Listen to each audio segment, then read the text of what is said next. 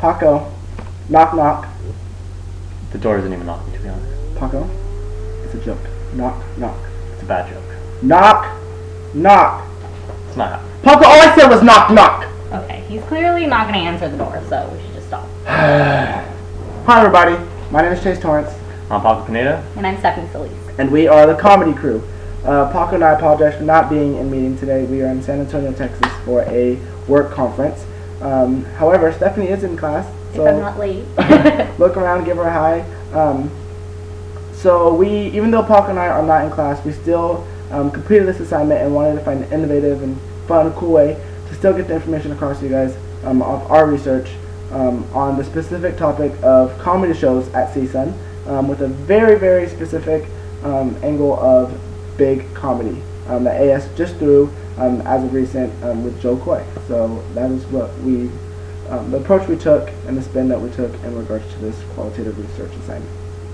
One of the most important aspects of this assignment was actually to interview people individually or at separate times in different areas, such as on campus, their dorms, or in our homes at times. We had about 10 questions, but we did probe them in separate different entities regarding the question. So we felt that we needed more information from them, then we went ahead and asked them for it, and then we included that in our research as well.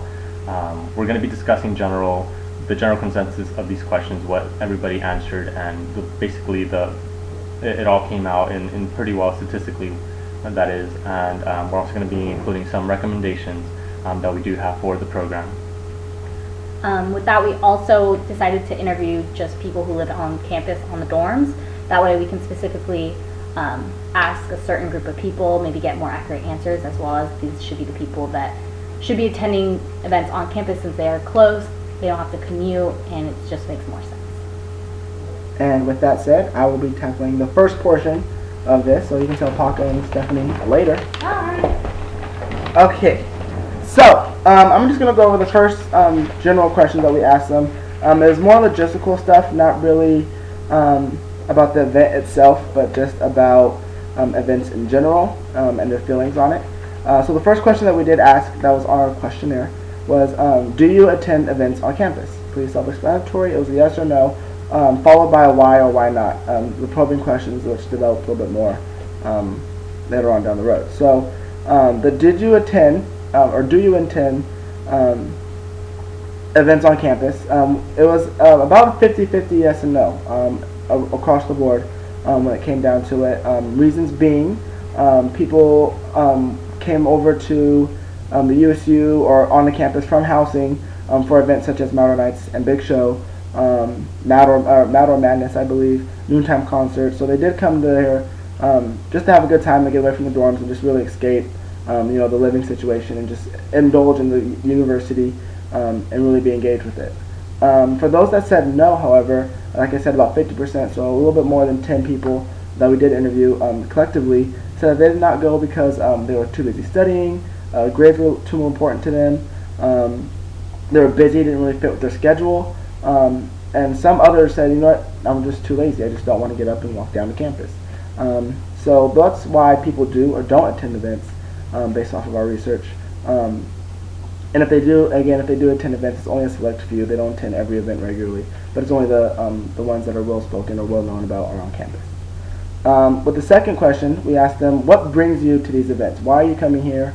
What's the pull-in? What's the drawing that Associated Students or the University Student Union are bringing you in? And the number one answer, again across the board, is free food. Something all college students want: free food with college budget. That's what we need. So free food is what they were really wanting. They talked about they come because there's incentives, so the giveaways, stuff like that, and it keeps them in the loop, hanging out with friends, socializing, being a part of the campus again, just circulating consistently with friends during different events. The third question that we asked them was, who do you go with? You guys come to these events if you do go, but who do you come with? And so again, the number one answer that was kept coming up that we kept hearing was friends. And friends can range from classmates to dorm mates, friends from high school, friends in your clubs and organization, but in general just friends that they come with. So they're already in the social groups and they go to these events to socialize even more. And the last question we asked them is, what events do you normally attend? and I kind of alluded to this a little bit earlier, but the events that they normally attend, are Matador Nights and Big Show. The two biggest events on campus. Everyone knows about them. But we asked why, and it's because it's just popular. Why is it popular? It's because the marketing is great for these things. So whenever we are going to dive into a little bit more about Big Comedy, you'll kind of see why the attendance isn't as prominent as it is in Matador Nights and Big Show regarding marketing and whatnot. So to dive more into comedy and Big Comedy in general, I'm going to throw it over to Paco.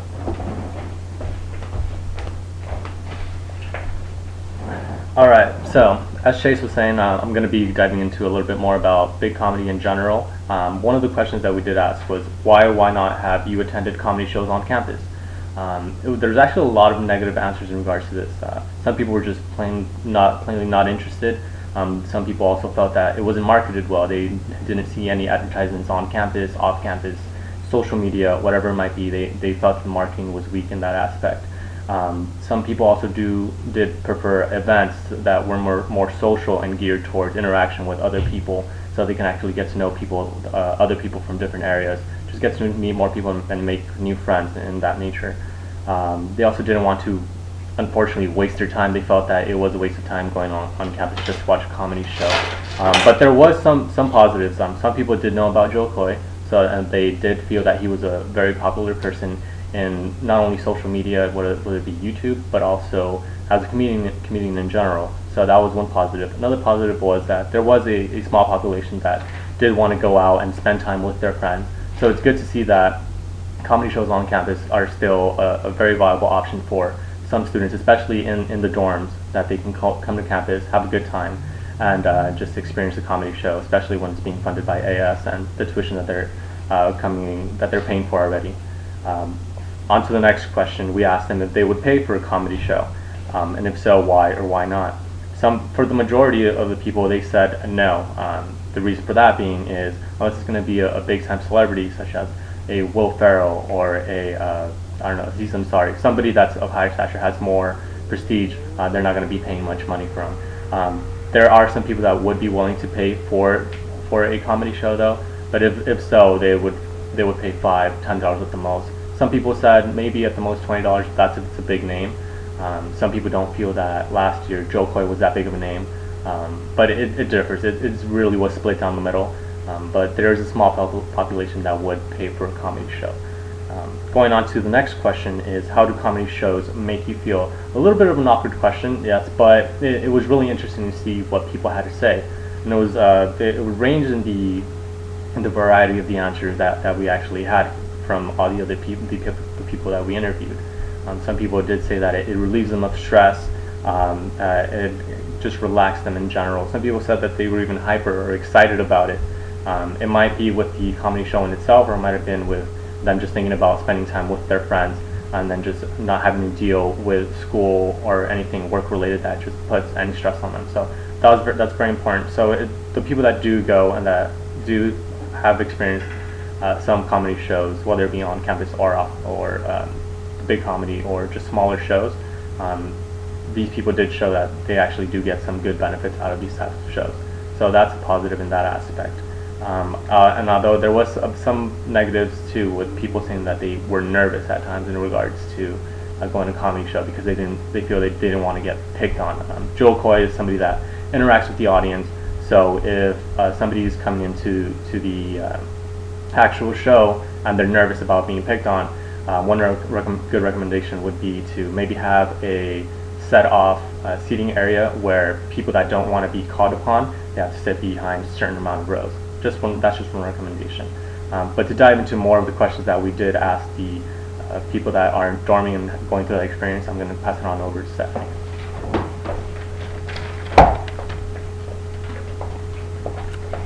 Hey guys, so I'm going to be talking more about what people expect from a comedy show on campus, if they have attended, what they thought about it, also if they haven't, what they would expect, if they've even heard about Big Comedy, and just basically what their ideal comedy show would be.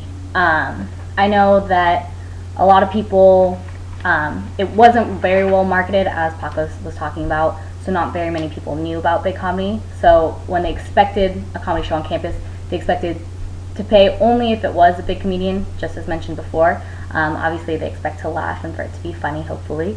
But generally, people wanted it to be a bigger venue, as far as they don't want to be sitting, hearing the next person next to them coughing in their ear, talking on their cell phone or anything like that. They expect seating, food, drinks, maybe some appetizers to be offered throughout the show. That way, you know, if it's a long show, I know people were expecting maybe an hour to 30-minute show, so that they can have something to drink, obviously. Also, people were expecting more of a lineup rather than just one comedian. Maybe have a big star comedian and a couple people before them, or you know, a little bit of improv before that.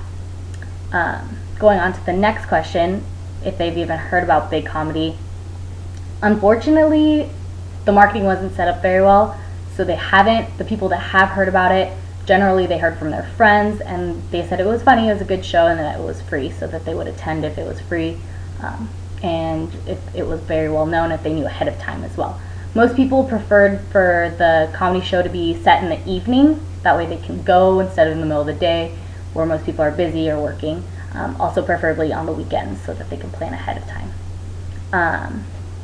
But as far as that goes, there was not much marketing efforts done, and the people that did go, they actually thought it was pretty funny and hilarious. So as far as the ideal comedy show, like I said before, they prefer a big venue.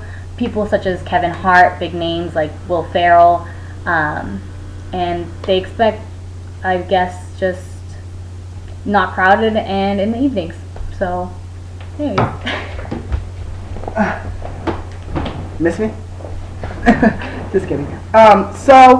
We're not right now. We're just going to give you guys some of our recommendations in general about the what we got from the qualitative research. Logistically, and plain and simple, these students don't want to pay. They want a nice venue with that's accommodating to their schedule and to their needs. That is inviting, that's welcoming for their friends to come and socialize and then just enjoy their time and just get away from the dorm life and just have a good time.